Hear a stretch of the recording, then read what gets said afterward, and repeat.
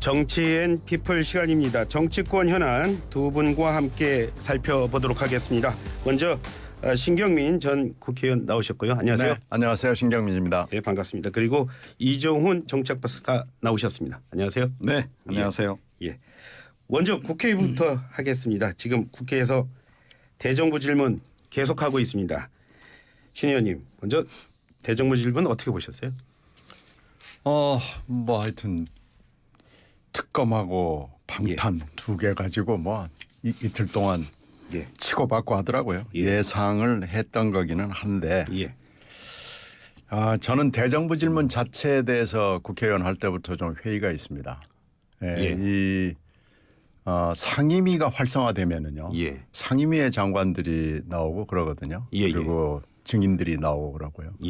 대정부 질문이 좀 완전히 국민들한테 지금 이번에는 조금 그래도 주목을 받는 편에 해당하긴 하는데 300명 정원에 어떤 때는 남아서 듣는 의원이 10명, 7명 뭐 이러거든요.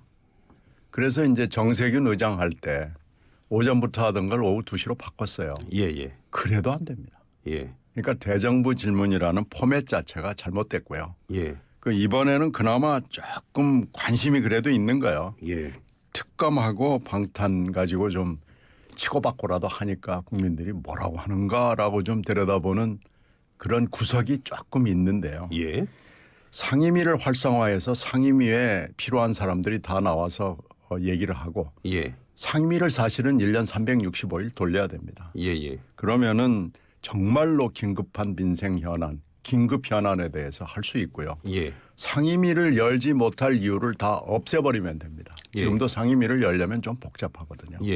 그러면은 대정부 질문이 필요 없는데 하여튼 이번 대정부 질문은 예상했던 대로 흘러가고요. 오늘 또 물론 하겠죠. 근데 오늘은 이제 뭐 그나마 좀 민생 현안이 사회 분야가 있기 때문에 있긴 있을 겁니다만은 그럼에도 불구하고 특검과 방탄 뭐 이걸로 또 맞붙을 겁니다. 전에는 YTN에서 제일 먼저는 대정부 질의도 사실 라이브 중계하고 뭐 그랬거든요. 뭐 그런 때가 안 있었죠. 하거든요. 그런 때가 있었죠. 그게 사실은 이제 독재 정권이 끝나가고 이른바 민주 정권이 등장한 이후에는 그때 대정부 질문 대단했습니다. 그런데 그건 잠깐이었고요. 지금 대정부 질문은 국민들로부터 철저하게 외면받고 있습니다. 이 박사님 어떤?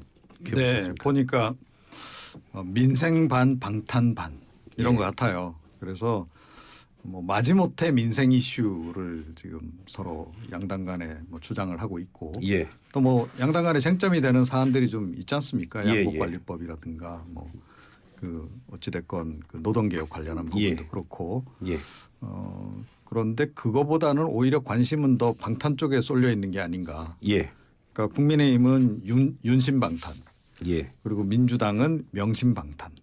뭐 지금 그러다 보니까 오히려 후자에 더 치우쳐서 정치 공방이 계속 이어지는 뭐 그런 그 상황이 연출되고 있다.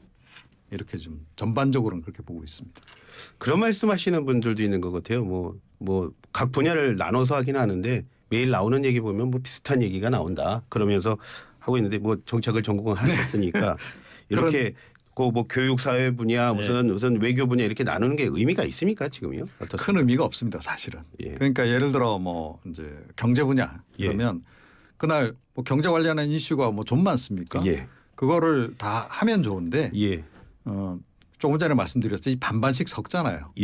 의원들이 뭐 경제 관련한 그런 이제 전문 분야와 관련한 질의도 좀 하다가 결국 뒤로 가게 되면 이제 정치 이슈를 그냥 다루는 그런 식으로 지금 구성 자체도 그렇게 좀 흘러가고 있다. 그게 이제 그럴 수밖에 없는 측면도 있어요. 대정부 질문을 할 수 있는 기회가 의원 개개인의 입장에서 볼 때 그렇게 자주 안 돌아오거든요. 그래서 어떻게 보면 이제 국민들에게 눈도장 찍는 자리 비슷해요. 이 자리가. 그러니까 이제 그런 식으로 내용 구성을 좀 하는 경향성도 있고 또 조금 내막적으로 들어가 보면 당 지도부에 또 눈도장 찍는 기회이기도 하거든요. 흔히 얘기하는 점수 따는 기회이기도 한 거죠. 그래서 역시 조금 전에 말씀드렸듯이 한쪽은 명심, 한쪽은 윤심을 챙기는 그런 이제 그 발언들이 지금 많이 포함이 되는 이제 그런 그 상황이다 이렇게 생각합니다. 신 의원님 말씀드리면 한 10명 정도 나오면 그래도 뭐 큰 목소리도 안 나올 것 같은데 전에는 그 대정부 질의를 통해서 의원 간의 어떤 실력 경쟁 뭐 이런 것도 있지 않았습니까? 볼 수 있는 기회도 됐었고요. 아주 가끔. 예. 아주 가끔 그런 경우가 있는데요. 예. 그건 뭐 극히 드문 경우에 해당하고요. 예. 민생이나 뭐 이런 것들이 정말 섞어찌개도 아니고 양념 비슷하게 들어가고요. 예. 어떤 아주 심한 경우에는 자기 지역구 민원을 들고 와가지고 하는 경우도 왕왕 있고 그래서 예. 저는 근본적으로 이 대정부 질문은 한번 검토를 하고 상임위원회 내지는 소위를 활성화하는 방안을 진지하게 논의해야 되는 국회 개혁이 필요합니다. 예. 그렇게 말씀하시는데도 불구하고 오늘 김진표 국회의장은 일단 대정부 질의 다 끝난 다음에 이상민 장관 탄핵 소추안 표결을 한다고 합니다. 가결 되겠죠? 이건 뭐 가결되죠. 150표 이상만 되면 되니까요. 예. 지금 169석 플러스 지금 다른 야당들도 돼 있기 때문에 예. 출석만 다 한다 그러면은 150석은 뭐 훨씬 넘어 설 겁니다. 가결이 되면은 뭐 어떤 의미가 있을까요? 일단 이 국민 밉상인 이상민 장관의 직무정지 효과가 가장 크겠죠. 예. 일단 집에 가야죠. 바로 그 시간부로 즉각적으로 집으로 가야 됩니다. 출근 못 합니다. 그 다음 이제 절차는 사실은 좀 오리무중이거든요. 일단 검사 역할을 해야 되는 분이 법사위원장이 김도읍 의원이고요. 그런데 그렇죠. 김도읍 의원이 검사를 하겠어요? 안 갈 가능성이 높죠. 예. 그리고 헌법재판소 재판관들이 지금 연초에 두 분이 임기 만료로 빠집니다. 예. 그러면 이제 7명 가지고 할까요? 아마 안 하기가 쉬울 겁니다. 그러면 헌재 재판관이 올 때까지 기다려야 되고요. 그것도 임명하고 청문회 해야 되니까요. 예. 그렇게 되면 또 보수적인 인사들이 될 가능성이 굉장히 높기 때문에 예. 헌법재판관 결정이 훈시 규정으로는 180일 안에 하기로 돼 있습니다마는 예. 상례로 봐서 180일을 지킬 것 같지도 않고요. 예. 이건 아마 헌법재판소의 그 절차는 사실은 아무리 봐도 기약을 할 수가 없습니다. 예. 그래서 좀 어렵죠. 국회 절차까지는 뭐 오케이 그건 뭐 바로 끝나겠지만은 그 다음 절차는 잘 모르겠습니다. 그런 말도 있는 것 같아요. 지금 신 의원님 말씀하셨겠지만 가결되면 일단 장관으로서의 직무는 정지가 되니까요. 그러면 뭐 행정 공백이 있지 않냐 이런 말도 있는데 거기는 어떻게 생각 갖고 계십니까? 네, 근데 뭐 그 부분이야 차관도 있고 뭐 하지 않습니까? 예. 이제 그래서 뭐 당장 그렇게 뭐 행정 공백이 크다 이렇게 좀 보기는 좀 어려울 것 같고요. 예. 뭐 윤석열 대통령 입장에서는 조금 뭐 답답해지겠죠. 예. 그 동안에 보니까 인사 문제도 그렇고 뭐 주요 그 핵심 정책 사안들 관련해 가지고 상의를 많이 했던 그런 그 상대이기 때문에 뭐 역시 조금 이제 부족함을 많이 느끼지 않을까 뭐 이렇게 생각은 들고 근데 전체적으로 뭐 행정안전부의 기능이 정지된다거나 그런 정도의 그 일은 뭐 당연히 없을 거다라고 그렇게 좀 생각을 하고요.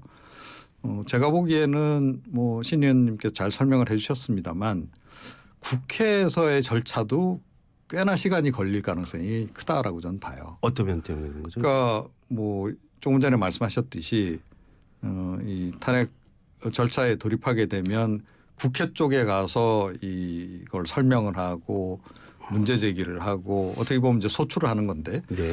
그 주체가 지금 국민의힘 소속 위원장이다 보니 예. 그 내용을 구성을 해야 될 거 아니에요. 예. 그 내용 구성이 지금 민주당이 원하는 대로 될까요? 그게 그러니까 좀 차이가 상당히 있을 것이다. 예. 민주당은 뭐 이태원 참사를 비롯해서 그동안 여러 가지 논란이 됐던 사안들을 최대한 많이 담으려고 할 텐데 예. 김도읍 위원장 입장에서는 많이 좀 덜어내려고 하지 않겠어요? 예. 그래서 그 내용 구성하는 것조차가 쉽지 않을 것 같다. 예. 시간이 꽤 걸리지 않을까 그렇게 생각을 합니다. 김도읍 위원장이 가면은요. 검사 역할을 해야 되는데 아마 죄가 없다고 주장할 가능성이 높고요. 예. 김도읍 위원장이 불출석하는 또 방안이 하나 있습니다. 예. 그러면 이제 법사위원 중에서 누군가를 하나 검사 역할을 할 수 있는 그러니까 위원장의 대타 역할을 할 수 있는 방안을 찾는 방법이 있고 이게 지금 처음 있는 일입니다. 예. 법사위 원장이 검사 역할을 하는 경우가 노무현 대통령 때 박근혜 대통령 탄핵 때 있었거든요. 그런데 그건 이제 대통령이고 이게 지금 국무위원 아닙니까? 그리고 이렇게 여야가 지금 엇갈려 있는 경우예요.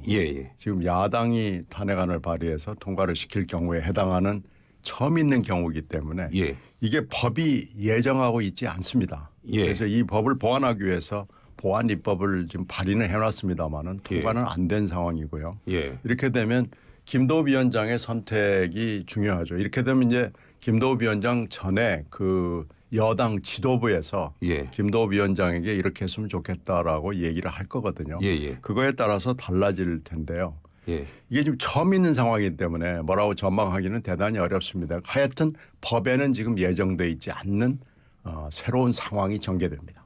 그러니까 탄핵안을 가지고 헌법재판소로 갈 때 그때 검사 역할을 김도우 위원장이 한다는 말씀이신가요? 그렇죠. 지난번에 박근혜 대통령 때 권성동 법사위원장이 검사 역할을 했는데 그때 열심히 잘했거든요. 그래서 지금도 가끔 권성동 그 당시 위원장이 당내에서 욕을 좀 먹죠. 너무 열심히 잘했다 이거죠. 근데 지금은 상황이 김도우 위원장이 그렇게 할 것 같지가 않습니다. 장관이 잠시 자리를 비운다고 행정공백은 있을 것 같지 않다라는 의견에는 그건 이렇게 될 겁니다. 아마 지금 현재 대통령실에서 흘러나오는 얘기는 뭐 강력한 차관을 임명하겠다는 거 아니겠습니까? 그러니까 장관 역할을 할 수 있는 강력한 차관 또 실무에도 밝은 사람을 찾겠다니까 거의 장관급 차관으로 임명을 하게 되면 그 행정공백은 전혀 없을 겁니다. 그렇다면은 이제 아까 조금 전에 그 헌법재판소까지 말씀하셨는데요. 민주당이 이렇게 탄핵안을 이렇게까지 당론으로 발의한 그 배경 뭐 많이 전해지긴 했지만 한번 정리해 주시죠. 일단은 지난번에 해임 건의안이 무시가 됐고요. 그리고 개각안도 연말까지 돌아다녔는데 연초에 대통령이 국무위원회 자리에서 그걸 완전히 불식시켜 버렸잖아요. 개각은 없다. 한 명 탈락이 없다라고 하면서 그것도 다 없애버렸고요. 이렇게 된 상황에서 야당이 택할 수 있는 방법은 탄핵 딱 하나 남은 건데 탄핵을 하느냐 마느냐는 물론 플러스 마이너스도 있고 부담도 있고 뭐 이득도 있고 그러죠. 근데 이제 부담이나 마이너스는 이것이 헌법재판소 절차가 어떻게 진행될 것이냐라고 만약에 이것이 헌법재판소에서 부결이 될 경우 그때 그 정치적 여파 이거 두 가지인데 지금 야당은 이거 두 가지 다 극복할 수 있다고 지금 보는 거고요. 여당은 그렇지 않을 거다라고 보는 거고요. 이것은 미래의 일이기 때문에 뭐라고 얘기할 수는 없는데요. 또 하나가 또 있습니다. 법률적으로 탄핵 사유에 해당되느냐 안 되느냐라는 건데 이것도 여야가 극명하게 지금 갈라져 있죠. 그래서 이런 몇 가지 사항을 놓고 야당은 극복할 수 있고 법률적으로 문제가 있다고 지금 보는 거죠. 극복할 수 있다고 보십니까? 네. 뭐 과거에 노무현 전 대통령 탄핵 추진했다가 지금 뭐 보수 정당이 굉장히 역풍을 맞았던 그런 전례가 있지 않습니까? 그렇죠. 그런데 이번 같은 경우에는 사실은 이제 민주당이 그래서 이상민 장관을 택했다. 저는 그렇게 생각을 해요. 뭐 심정적으로는 윤석열 대통령을 탄핵하고 싶겠죠. 그동안 뭐 탄핵 얘기도 나왔었고 일부 의원들 입을 통해서. 그런데 그거는 자칫 잘못하면 굉장한 역풍을 이제 유발할 수 있는 겁니다. 정권 초반에. 그럼에도 불구하고 윤석열 정권의 여러 가지 좀 오류라든가 문제에 대해서 야당 입장에서 그냥 계속 이렇게 방치하는 것 역시 이거는 좀 이 책임 방기 아니냐 그런 생각을 좀 하는 것 같아요. 그래서 어찌 됐건 뭐 윤석열 대통령 다음으로 지금 국정 운영에서 상당한 뭐 실제로 왕장관 역할을 하고 있는 이상민 장관 부분 특히 또 이태원 참사도 있었고 한 마당에 이걸 그냥 넘어갈 수는 없다. 예. 그래서 이제 이 장관 탄핵안을 추진한 것으로 그렇게 저는 생각을 하고 있습니다. 그러면은 윤석열 대통령 대신에 이 장관을 선택했다는 말씀이신데 그렇다면 어쨌거나 이번에 탄핵 소추안 결과가 나오는 결과에 따라서 총선에 영향을 미친다 뭐 이런 말씀을 들었을 때 그런 정도까지 아니라는 거죠. 그러니까 이제 대통령 탄핵을 할 경우에는 자칫 잘못하면 후폭풍이 엄청날 수도 있는 겁니다. 예. 자, 그런데 장관의 경우는 좀 다르다는 거죠. 아무래도 대통령에 대한 것보다는 그래서 이제 이상민 장관을 선택한 측면이 이제 있다라고 저는 보는 거고요. 예.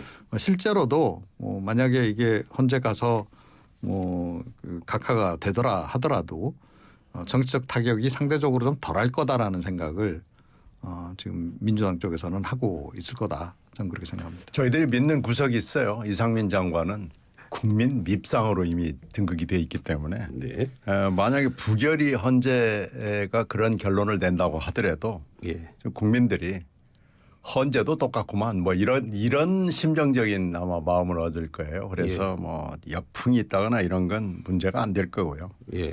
과연 이게 그런데 법률적으로 탄핵 사유에 해당하냐 안 되느냐를 헌재가 어떤 결론을 낼지 잘 모르겠어요. 예. 근데 지금 이 법률적으로 해당되지 않는다 된다 지금 양론이 비등비등하거든요. 예.